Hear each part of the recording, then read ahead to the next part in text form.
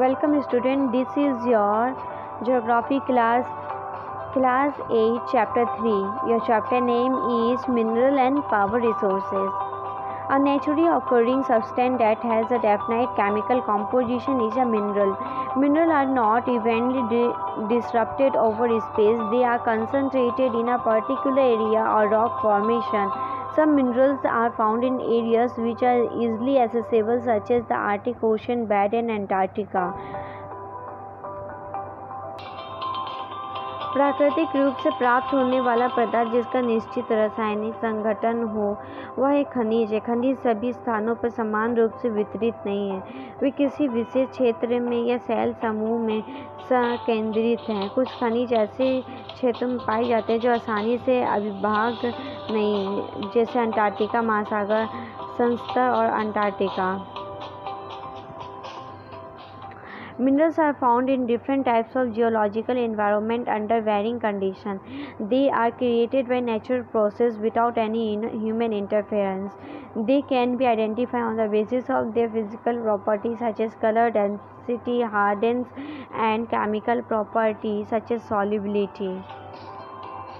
खनिज विभिन्न प्रकार के भूवैज्ञानिक परिवेश में अलग अलग दिशाओं में निर्मित होते हैं। वे बिना किसी मानवीय हस्तक्षेप के प्राकृतिक प्रक्रियाओं द्वारा निर्मित होते हैं। वे अपने भौतिक गुण जैसे रंग, घनत्व, कठोरता और रासायनिक गुण तथा विलयता के आधार पर पहचाने जा सकते हैं। Types of mineral. There are over 3,000 different minerals on the basis of composition. Minerals are classified many as metallic and non-metallic mineral. Metallic mineral contain metal in raw form. Metallic are hard substance that contain heat and electricity and have a characteristic luster or shine. Iron ore, bauxite, manganese ore are some examples. Metallic mineral may be ferrous or non-ferrous. Ferrous minerals like iron ore, manganese, and chromite contain iron. Non-ferrous minerals does not contain iron but may contain some other metals such as gold, silver, copper, or lead. Non-metallic minerals do not contain metals. Limestone, mica, and gypsum are examples of such minerals. The mineral fuel like coal and petroleum are also non-metallic minerals.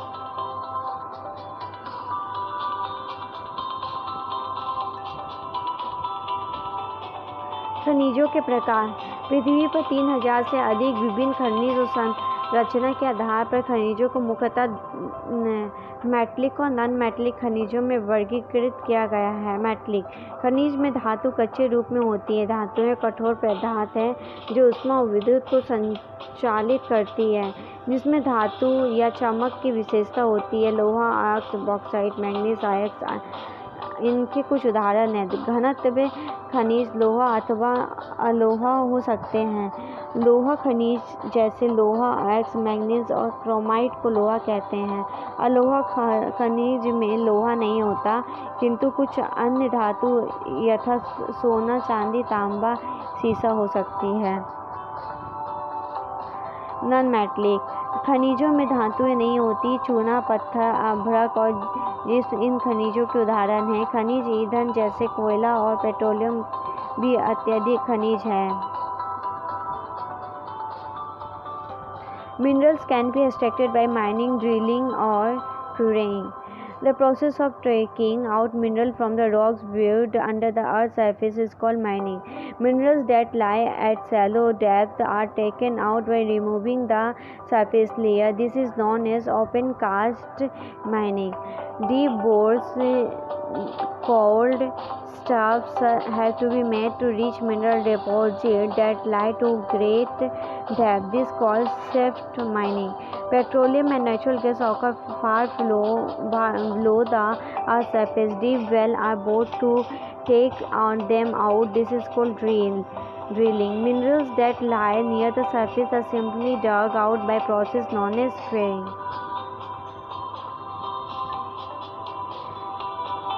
खनिजों को खनन, प्रवेधन और आखनन द्वारा निष्कासित किया जा सकता है।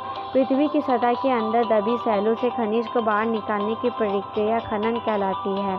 खनिज जो कम गहराई में स्थित है वे पृष्ठीय स्तर को हटाकर निकाले जाते हैं। इसे वृत्तीय खनन कहते हैं। गहन वेधन जिन्हें कूपक कहते हैं। अधिक गहराई में स्थित खनिज निक्षेपों तक पहुंचने के लिए बनाए जाते हैं। इसे कूपनी खनन कहते हैं। पेट्रोलियम और प्राकृतिक गैस धरातल के बहुत नीचे पाए जाते हैं। उन्हें बाहर निकालने के लिए गहन कूपों की खुदाई की जाती है।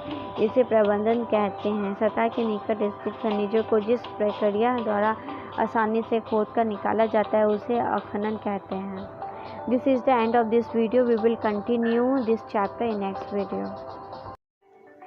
If you have any doubt, please let us know. We will try to clear your doubts in another video. अगर आपको कोई संदेह है तो कृपया करके हमें बताइए। हम अगले वीडियो में आपके संदेह को दूर करने का प्रयास करेंगे।